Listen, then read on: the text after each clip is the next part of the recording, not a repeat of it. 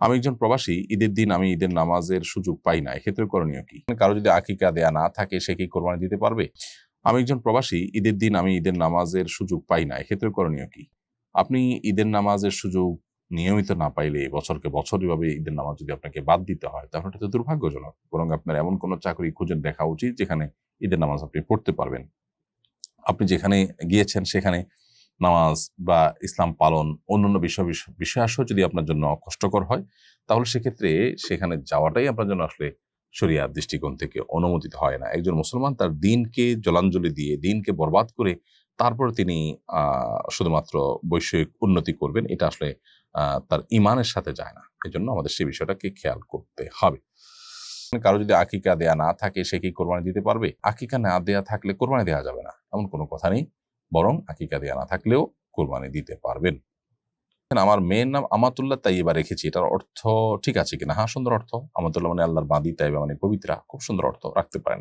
শুধু আমাতুল্লাহ রাখলেই হয়। তাইয়্যিবা আলাদা আরেকটা নাম রাখার দরকার নেই। প্রয়োজনে আপনার নামের অংশ বা মেয়ের বাবার নামের অংশ বা বংশের নামের অংশকে শেষে জুড়ে দিতে পারেন, সেটা ঠিক আছে। আমি জেনে শুনে অন্যের হারাম ইনকামে খাবার গ্রহণ করেছি। আমার স্বামী জানে এবং কিয়ামতে সে নিজের জন্য জবাবদিহি করার জন্য সাক্ষ্য দিয়েছে। না খাওয়ার জন্য অনেক বুঝিয়েছি, ঝামেলা করেছি, কোনো লাভ হয়নি। এরপরও খেলে আমার কি কোনো সমস্যা হবে বা জবাবদিহি করতে হবে? বোন জেনি, প্রথম কথা হলো যে অন্যের উপার্জন হারাম।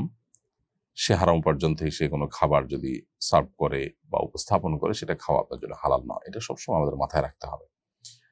এমনকি স্বামী যদি জোরাজুরি করে, সেক্ষেত্রেও বিনয়ের সাথে স্বামীকে অপারগতার কথা বলতে হবে আল্লাহর খাতিরে।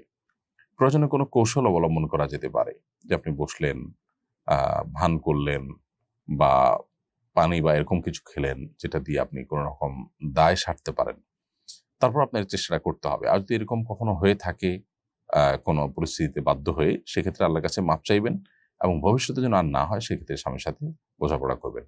আপনার স্বামী যে বলেছেন এর দায়-দায়িত্ব তিনি নেবেন কিয়ামতের ময়দানে, এটা খুবই হাস্যকর। এটা একেবারে অবাস্তব। এ দায় নেওয়া না নেওয়ার কি কোনো বিশেষ ফরক পড়ে না এর ফলে। দায় আপনারটা আপনাকে নিতে হবে। কারণ আল্লাহ বলেছেন, আল্লাহ তাযিরু ওয়াজিরাতুন বিজরা উখরা। কোরআনের একাধিক জায়গায় এই বিষয়টি আল্লাহ তাআলা আলোচনা করেছেন যে কারো অপরাধের দায় বা বোঝা অন্য কেউ বহন করে না, করবে না। যিনি অপরাধ করবেন দায় তাকে নিতে হবে। হ্যাঁ, আপনার স্বামী আপনাকে বাধ্য করেছেন, সেটা আরেকটা অপরাধ। এটা সে অপরাধের দায় তাকে বহন করতে হবে।